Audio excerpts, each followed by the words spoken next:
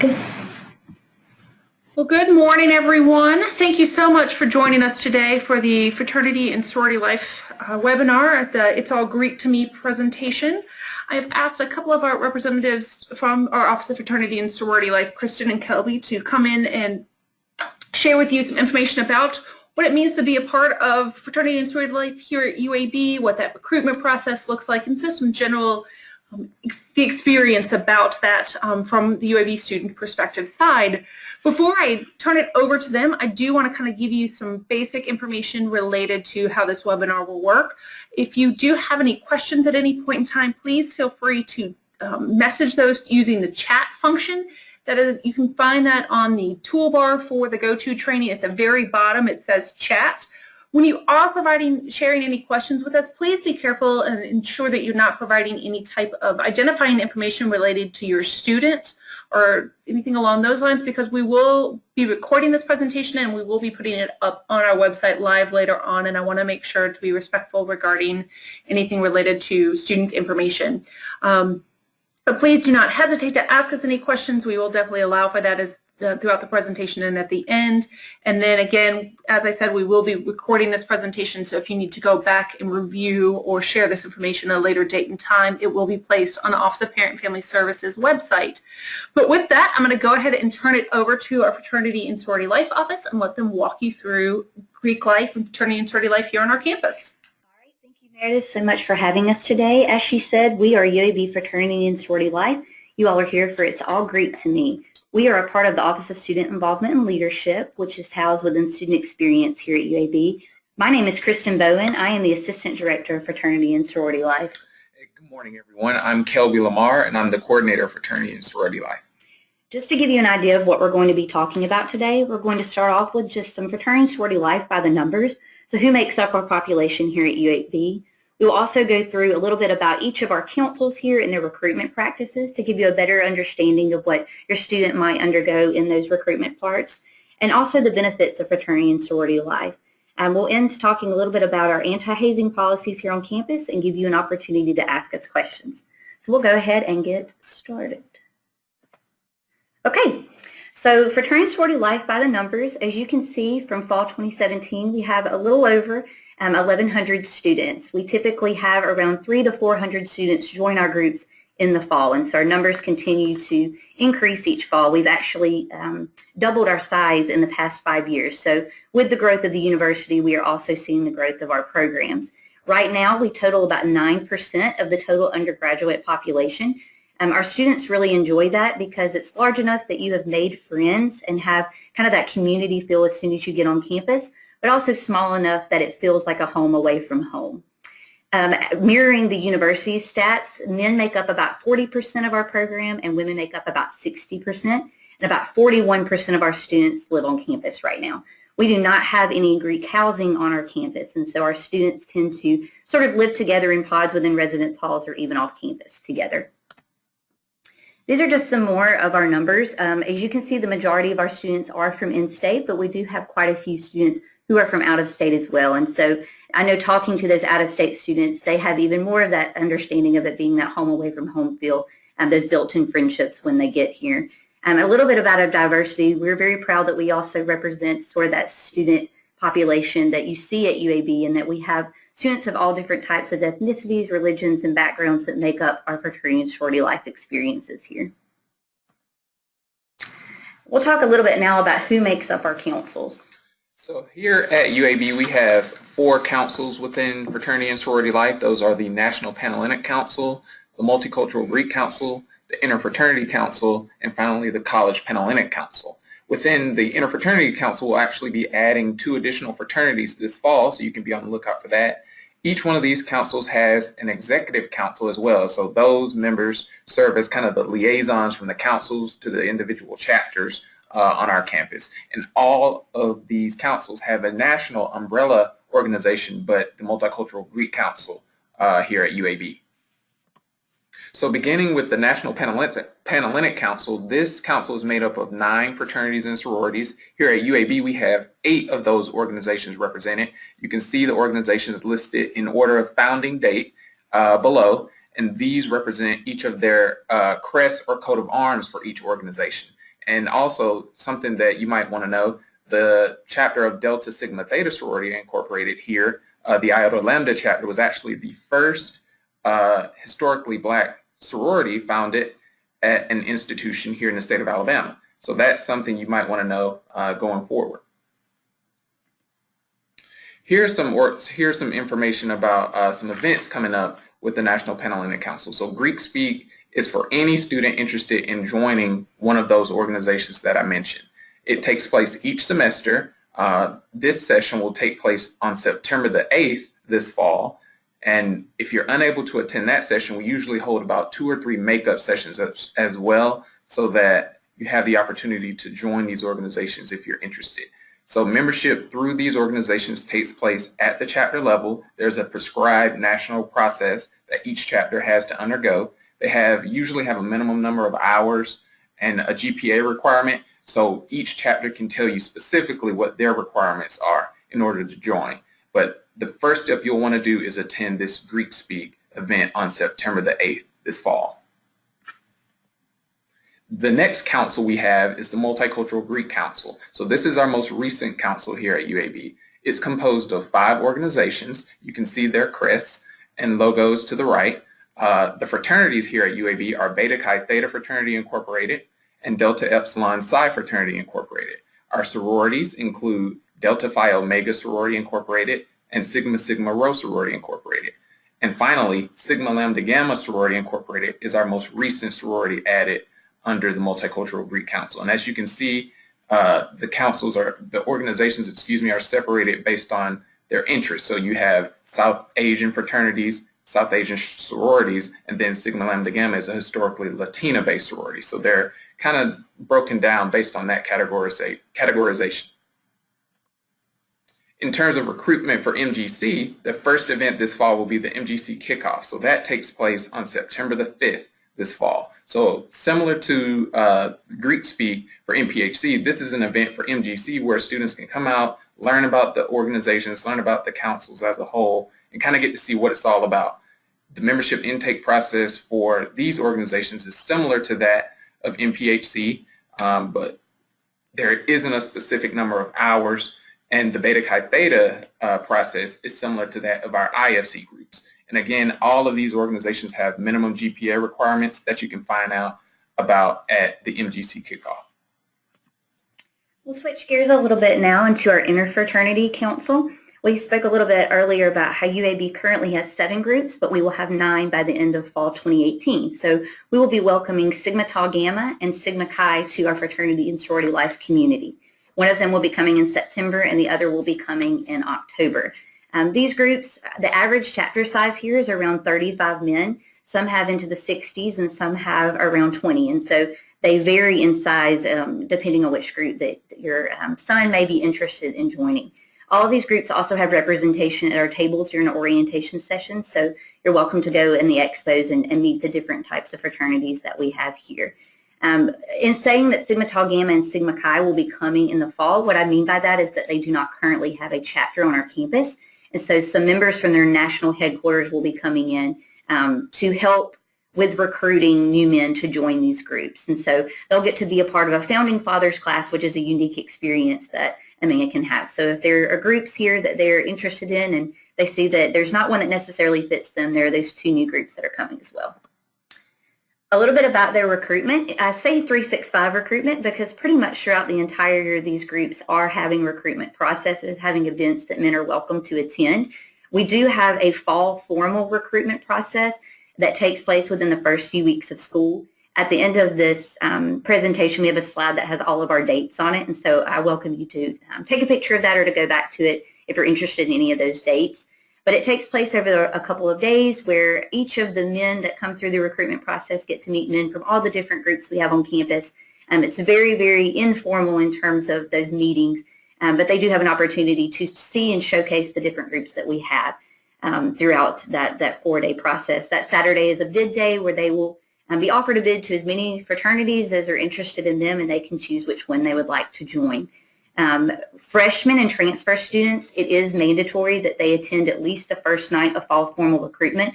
We do that mainly because we do have a GPA requirement of a 2.5. We want to make sure we have that permission to gain access to that, as well as letting them understand what groups we have on campus. Sometimes when you hear about groups at a national level, you have a stereotype that goes along with them, and we want to make sure they meet our men here at UAB first. There also this year will be a $30 new member fee for those men who joined a fraternity. So there is no cost to go through the recruitment process, but if they do end up joining a group, there will be a $30 cost. Most of our men do join these pledge classes in the fall, but there are also usually classes in the spring as well. They're just much smaller. Our last of the 4 councils is our College Panhellenic Council, or CPH. You'll most often hear it just called Panhellenic. There are 26 national groups, and at UAB we actually have 6 chapters on our campus, and their names are listed below. Kappa Delta is our most recent. They actually joined us last fall, 2017. These groups, their average chapter size right now are around 100 women, and so there are larger groups on campus, and they have a very formalized recruitment process at the beginning of the school year. You'll see this happening the week before the students come back to campus, and so it's the week before those classes start back. It starts on a Tuesday and ends on a Saturday with bid day. And throughout the week, the women have an opportunity to meet all 6 sororities, and it's a mutual selection process, and that during the week, women get to decide where they feel like they belong the most, as well as the chapters deciding who fits in the most within their chapters as well. And so it's mutual selection in that way. It's a great opportunity. Even if your daughter is not sure she wants to join a sorority, it's a great way for her to make friends and meet people before school even starts. We have around 500 to 600 women within our program right now. We usually have about 250 women that join throughout this process. There is no minimum GPA requirement to participate, but all the chapters have a minimum GPA requirement that students must meet. There's a lot more information on the website, and we'll get to that at the end, but uab.edu/Panhellenic lists a lot of the different questions that may come up when it comes to this recruitment process in terms of fees, what to wear, and other questions, since it's a very formalized process. I mentioned continuous open bidding because there are opportunities for your student to join in the spring as well.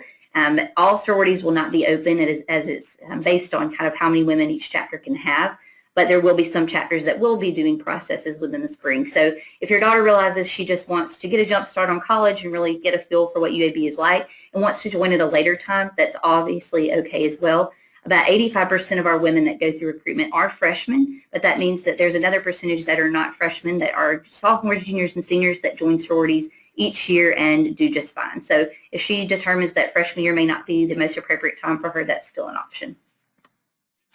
So shifting gears a little bit, we have the benefits of fraternity and sorority life broken down by what we call our pillars of excellence. So the first one we have here is based on scholarship. So as you can see, our all sorority and all fraternity grade point averages are higher than the all undergraduate categories for those respective areas here at UAB. And our all Greek GPA is also higher than the all undergraduate average. So as you can see, individually, our sororities and our fraternities and collectively are all doing great inside and outside of the classroom.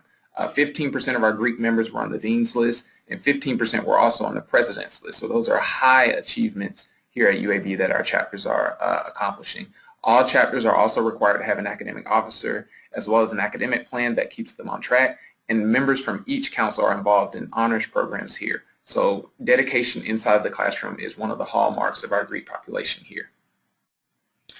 Next, we have our philanthropy and community service area. So as you can see, the Greeks here are also doing work outside of the classroom.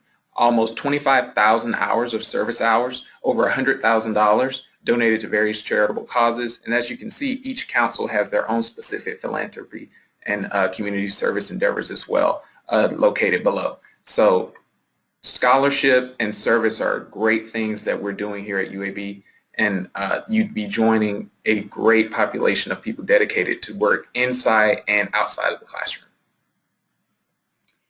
One of our other pillars is leadership, and we have multiple opportunities within the Greek community to get involved in leadership opportunities.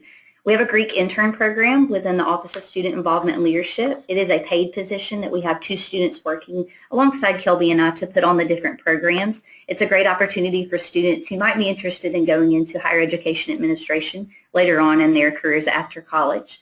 We also have a class. It's a non-for-credit class called the Greek Emerging Leaders Experience. It is dedicated to those members in fraternities and sororities who want to get more involved in their council or their chapter leadership. We usually do this in the spring semester. It's a 1 hour, once per week class.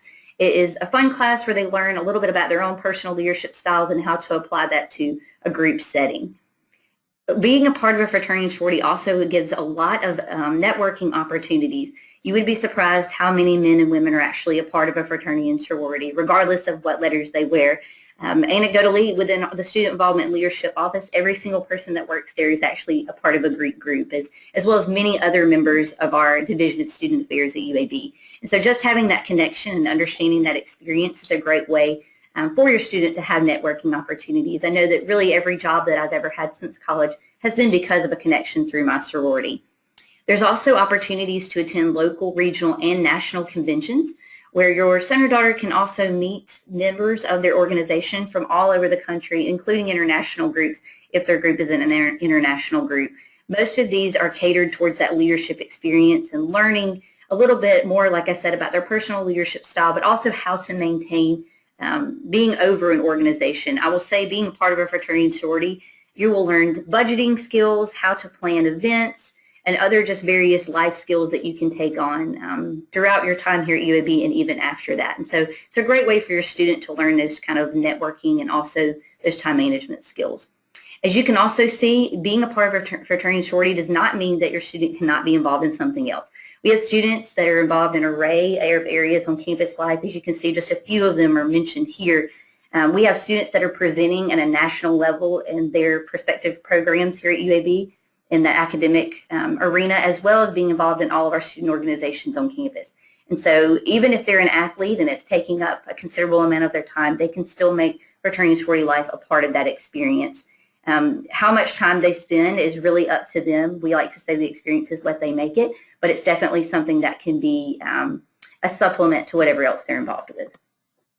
The last pillar that we'll talk about is that community piece. As I said earlier, one of the main reasons the majority of students join a fraternity or sorority, especially in the beginning, is to make friends.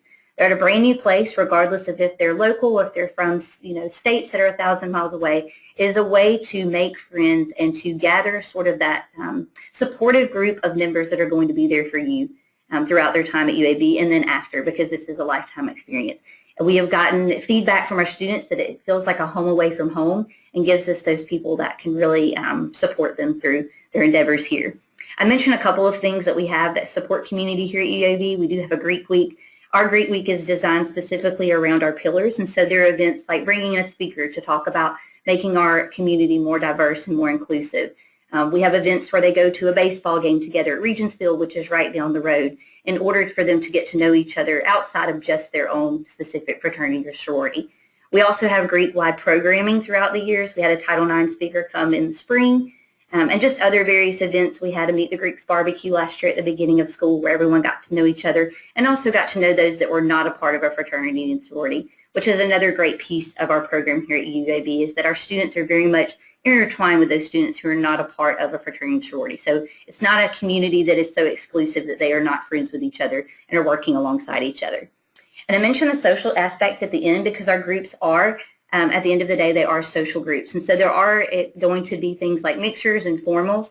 A mixer being just basically a themed party with a fraternity and sorority or two sororities that get together and just come together basically to have fun. And I say those things because they are social, but most of these events are not mandatory for our groups. They're just another way to make friends within our population. I wanted to talk a little bit, too, about hazing prevention here at UAB because it is something that is very important and integral to our program. UAB itself has a zero-tolerance policy on hazing. It is also against state law here in Alabama and will soon be against the federal law with a new bill that is about to pass. If a chapter is caught hazing, they can be put on probation or even kicked off campus and not be allowed to participate in any of our activities, as well as those individuals who are partaking in any parts of hazing can also be held accountable through our student conduct process, meaning that they could be suspended from campus as well. And so hazing is not something that we tolerate here at UAB in any form. We have had groups that we have had to kick off campus before and they have come back later And so while I would never say that we are 100%, none of our groups have ever hazed or will never haze, because you can't necessarily control all populations, it is not something that we would tolerate here at UAB, and we're very proactive in our stance to make sure that it's not happening. With that, all of our fraternity and sorority life students on an individual basis must complete mandatory hazing prevention training. They are online modules that they will do as soon as they become a new member. It's a part of their new member process in order to stay an active member in their chapter, as well as to continue on at UAB. So they're getting an additional piece in supplemental training on top of what they would just get at UAB. And I added this too, just because anywhere they are, even if it's not a student at UAB, if you ever believe that someone's being hazed, there are ways to reach out to us and at other campuses as well. Here at UAB, we have an email system, so you can email anonymously at hazing@uab.edu. We also have contact information on our website through a form that goes directly to our student conduct process. If you look on our website, there's a tab that will specifically say hazing resources. And there's also a phone number if you ever wanted to just call an office and let them know that something is going on. Again, like I said, we take it very seriously, and any type of complaint that we hear, we launch an immediate investigation into it. So one of the last things we'd like to share with you all are important dates to know coming up for the end of the summer and into the fall. So beginning with our Panhellenic Council, their preview day will be next Saturday on June 23rd at 1:30 p.m. You can RSVP for that online now. So if you have a daughter who's interested in joining a Panhellenic sorority here at UAB, preview day is a great opportunity for her to get to meet some of those chapter members early before recruitment begins later in August. And as you can see, recruitment early move-in begins on August 21st. Recruitment actually takes place August 22nd through the 24th, with bid day occurring August 25th. So the young women would get their bids before school begins on August 27th and be able to join their sorority and participate in those activities before classes begin. ISC Rush Week will occur September the 12th through the 15th.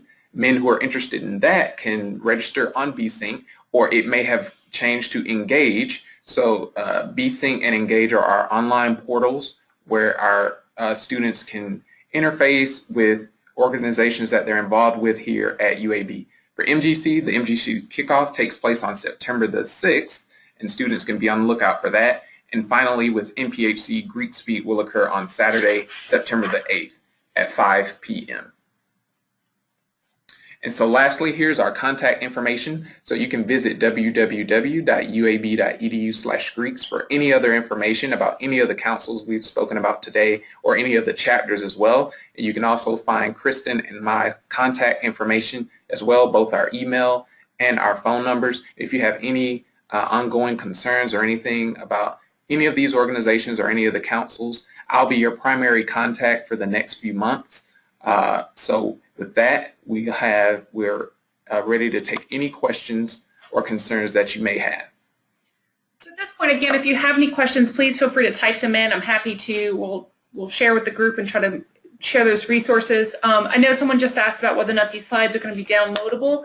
The slides themselves, I'm sure, can be emailed. If you email families@uab.edu, we'll happily email them to you.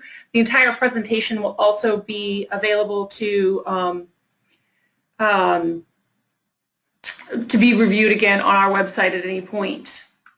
So if there's any questions, if you'll type them into, again, that chat box down there, we're happy to walk through. Okay, here's a couple that have popped through.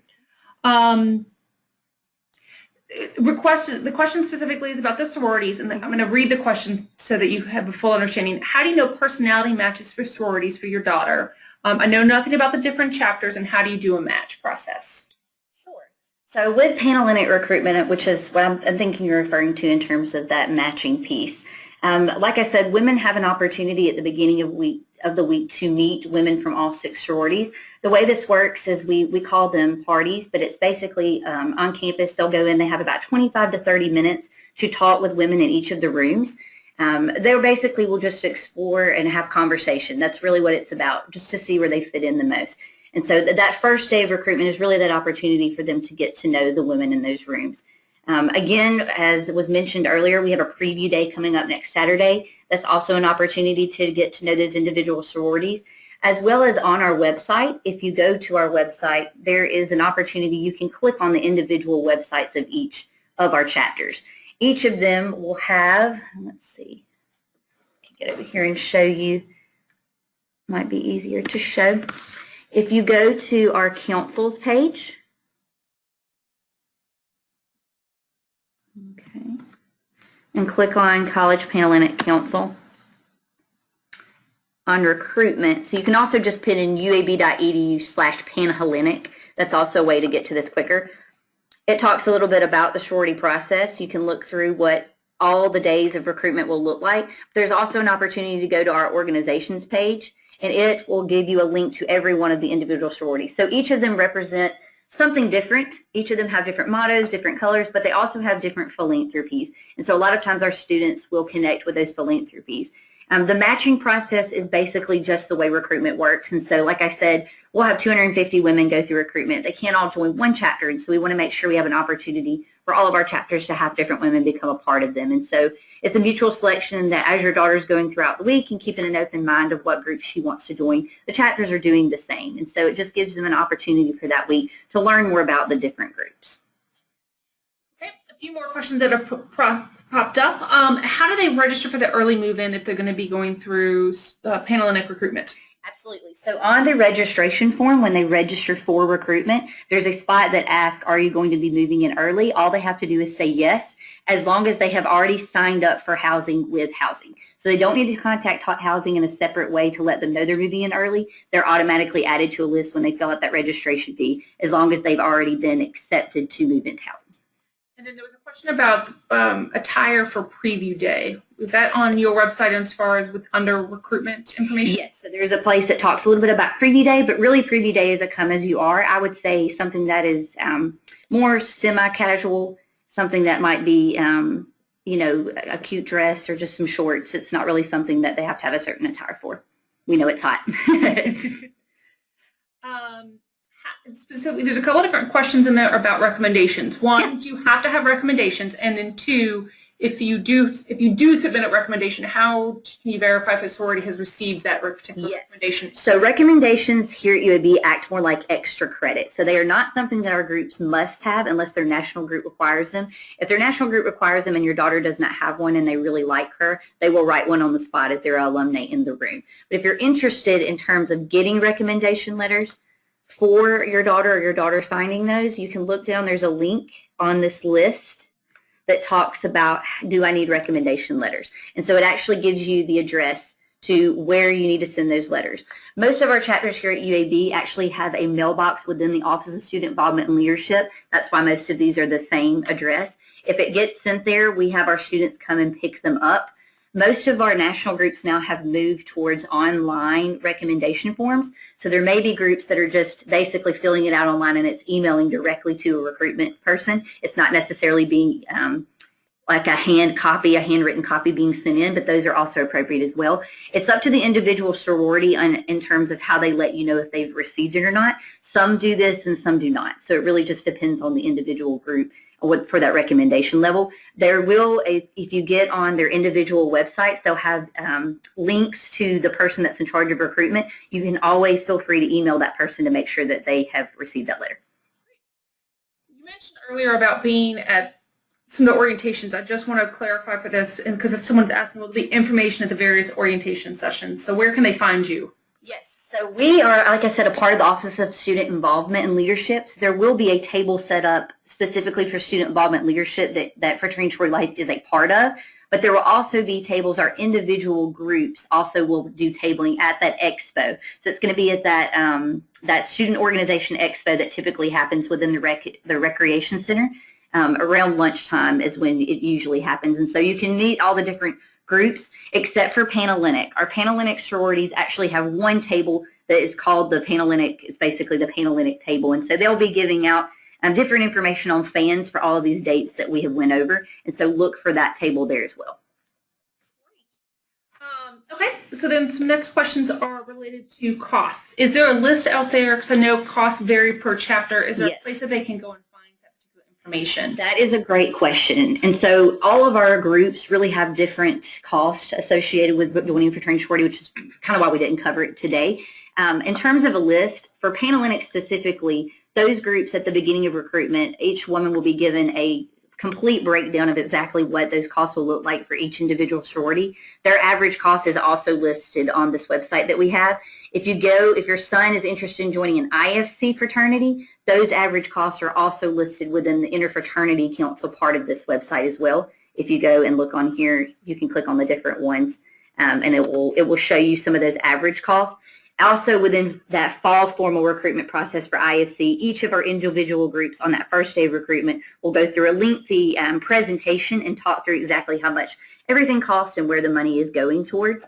But our groups are pretty competitive in terms of pricing, especially compared to some other institutions, because we do not have that housing piece. And so most of our groups, you're looking at less than $2,000 per year. And so it really just depends on the group. Our MPHC and our MGC groups are a little different. Our MGC Multicultural Greek Council are by far our least expensive groups to join. You're looking at more like $100 a month.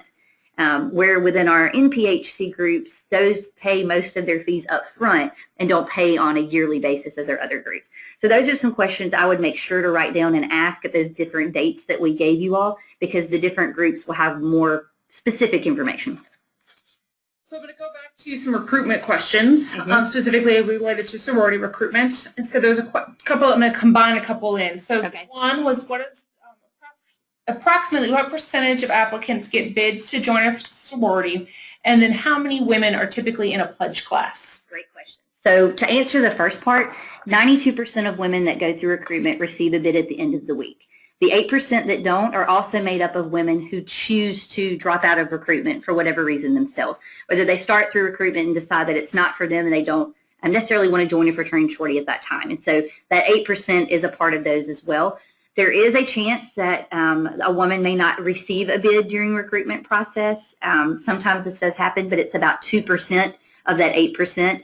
Most of the time this has to do with a GPA. As I said earlier, there is no GPA requirement to go through recruitment, but there are different GPAs per chapter. And so if you'll look, also we have a list of questions down here that talks a little bit about how important are high school grades, how important are college grades. It gives kind of a grade zone. And so if your daughter's grades fall within that red zone, they're more likely to be limited in their options, but it doesn't mean that they will not get into a sorority. So again, it's that 92%. And I think that second question was how large are pledge classes? Yes. The past couple of years, they've been between 30 to 40 women. And so most of the time, there'll be around 30 to 40 women within each of our pledge classes. Specifically, since recruitment, again, for Panhellenic recruitment happens prior to classes starting, how does recruitment work within honors early events? Absolutely. And so our honors program works very closely with recruitment, as there are so many women that are a part of the honors college. And so what we do is they're able to do both simultaneously. Our events coincide, most of our events do not coincide with each other. So during the morning hours, they'll be doing that honors retreat, and during the more evening hours is when they'll be participating in recruitment. And so they're able to do both. The only program we can't accommodate during formal recruitment is SciTech, because the SciTech retreat is actually off campus, and so we can't accommodate bringing them back to campus. But there are women that are a part of SciTech that join sororities at a later time. Because they're not able to go through that formal recruitment process, and our groups know that. But they are able to do both. It is a busy week for them, but we typically have between 60 to 70 women who are women that go through recruitment that are a part of the Honors College, and it works out every year for them. There was a question about, is there any way to go out to find out if any groups are currently suspended? Yes, there actually is. So if groups are suspended on our campus, when you go to this top of the screen, when you look on the different organizations of the different groups, there will be something in red that talks about which groups are suspended. We currently only have one group on our campus right now that is suspended, and they are coming off of suspension on July 1st. So moving into the fall, we don't have any groups that are really on suspension right now. But if there ever were, you can always go to the website and look, like I said, at those specific organizations, and it'll be written in red. So a little bit more about, again, recruitment again. Can you talk a little bit about what a typical day looks like during the main recruitment process? Again, I believe for Panhellenic recruitment. Yeah. Okay, so just kind of the way it works is, like I said, each day we have different parties, which means they're going to different groups for a couple of minutes for each day. And so each day has a theme. One day is sisterhood, where the chapters talk and brag about kind of what they're doing. on campus, and if they have the highest GPA, what they're involved in. One day is solely dedicated to philanthropy, so they're learning about the philanthropies of each group. And one day is called Preference. It's the more serious sisterhood sides where they kind of share some of their deeper connections to the ritual and such. And so basically the women that go through recruitment will meet a recruitment counselor. It's someone that they will have that guides them through the week. They will line up each day. It starts around 1 p.m. and ends around 9 p.m. that night. So it is a pretty long and lengthy process. And so basically each day they go through and they meet people from different chapters, and at the end of each night they make selections based on who were their favorites and who were sort of their least favorites for that day. And that process continues throughout the week. On Preference, which is Friday, they can visit up to 2 chapters, and then they make a decision on who their first choice and who their second choice is. And that bid day celebration on Saturday, we all come together in the Alumni Theater. Blaze is there and he opens his bid as well. We count down from 10 and everyone opens their bid and determines which sorority they're a part of. We shut down University Boulevard, run across the street, and they get to join their new sorority. It's a really great process, and it really does. It's a lot of excitement and a lot of It's very fun. happy. It's a long, lengthy week, I will It say is, that, but yes. it's a lot of fun. There's a lot of energy and a lot of love that's shared during that week. Okay. There was a question about if your student is not able to attend the preview day, does that hinder them at all? It does not. Preview day, the majority of what will happen is that the first 30 minutes is a presentation that we will do that will go through and talk about all the different aspects of being a part of Panhellenic. We'll go into very much detail about the week of recruitment, talk about cost, and then at the end of it, families are welcome to go and meet members of the different sororities. And so it's really just an opportunity to learn more about recruitment and being a part of a fraternity and sorority. But it's in no way going to hinder them going through the recruitment process. It just gives them an opportunity to learn more. We will also post that presentation on our website as well as all of our social media after preview day happens. So you will be able to gain access to that even if your daughter cannot be a part of that. There was someone about not getting a fan at orientation with all the dates, but that all those dates are back up on your website. Yes, so all those dates are on the website as well. If you go to recruitment, where I'm looking at right now, College Panhellenic Council, all of those dates are up there as well, and we'll also be talking about those again on that preview day experience. But yes, those dates are listed. There's a question about specifically on bid day, regards to the requirement of clothing. Are they asked to wear white during bid day? No. So bid day for here, they will typically wear shorts, and when they sign up for recruitment, when they get here, they get a t-shirt. So they will be wearing a t-shirt and shorts on bid day specifically. They'll run across the street. I think for the white dress, what you may have heard about is most all of our sororities will require them to have a white dress at some point within their experience, as most of them within their pinning ceremonies will be wearing white. So I would recommend that your daughter does have a white dress. It won't be a part of the recruitment process, but it will be something she'll need later on. Again, back to clothing, because there are lots of questions there. Is there, how do they feel about rompers? I would say rompers would be appropriate for that first day. So convocation is a day, but is not necessarily a part of the recruitment process. That's on that Tuesday. But Wednesday, that first night, I would say rompers would be acceptable on that night. Just making sure that they are an appropriate length. Because some of our women, you'll probably be sitting in chairs or getting up and down and walking around a lot. So making sure that they feel comfortable. So if she's comfortable in a romper, I think that's appropriate. There's a question about going back and re-showing again about the early move-in request form, but that's part of the recruitment. Yes. So when your daughter applies for recruitment, you see here it'll say register here. It's going to take to an outside website. And so when she fills out this recruitment process, it's going to ask a specific question about early move-in with housing. There's a little more information here as well, but it will talk about early move-in. It's just going to say, does your daughter want to move in early? And she will say yes. We will send this over to housing for her. There's no need to contact housing. The only thing that we ask is that she has already been approved to live in housing for the fall. And so we don't necessarily approve them to live on campus, but once they've been approved to live on campus, they just let us know. We will send out further information in July of each year about that early move-in process. There's also right here, it talks a little bit about the check-in time and how that process works on that day. We have not been given the nightly rates. There is a cost for that one night of moving in early, as the lease doesn't technically start to that Wednesday and they're moving in on a Tuesday. And so those will be up as soon as housing has confirmed them. There's someone saying thank you because it's literally great to her. Yes, I can say I'm a first generational college student as well, and none of my family was a part of a Greek organization. So this was something that was very Greek to me as well when I got here, and it has become my profession. So it's definitely something that you can jump in and know nothing about, or you can have family members that have been a part of groups for years and it still be a beneficial experience. It's a great experience for students. They really do have an impact, not and an opportunity to make an impact on campus and get engaged and involved in a variety of different ways. I think one last question that we have so far is just, if we can go back to about recruitment taking place during the spring semester. So our formal recruitment processes for it depends on what council. If we're talking about Panhellenic, the formal recruitment process is that week before school starts. Women can join in the spring, but it's more specifically the different chapters that they can join. It's not going to be a formal recruitment process. The same goes for any of our interfraternity council groups. Our other two groups, in terms of our MPHC and our MGC, they will have a Greek Speak and an MGC kickoff event that happens in the fall that will happen again in the spring. And it's one of those things where they do not have new members every semester, so it might be that they have new members in the spring and not in the fall. And so that's just kind of making sure that your student goes to Greek Speak and learns about those different opportunities there. Well, I haven't seen any. This is the one last chance for if there's any last questions that we can assist with, because we want to make sure that we help you feel as comfortable as possible with this process. But then otherwise, if after this webinar is over, if you do think of any remaining questions that we weren't able to answer, please feel free to reach out to any of us. The family's website is families@uab.edu. And then I know Kristen and Kelly gave their information earlier, but once again, this webinar will be placed up on the Parent Family Services website within the next week. So for you to review or share with your student or share with anyone else potentially that has questions or concerns about this. But thank you so much for taking some time this Tuesday afternoon to spend some time and learn about an experience for your student. We hope you have a wonderful rest of your week. Thank you. Thank you all.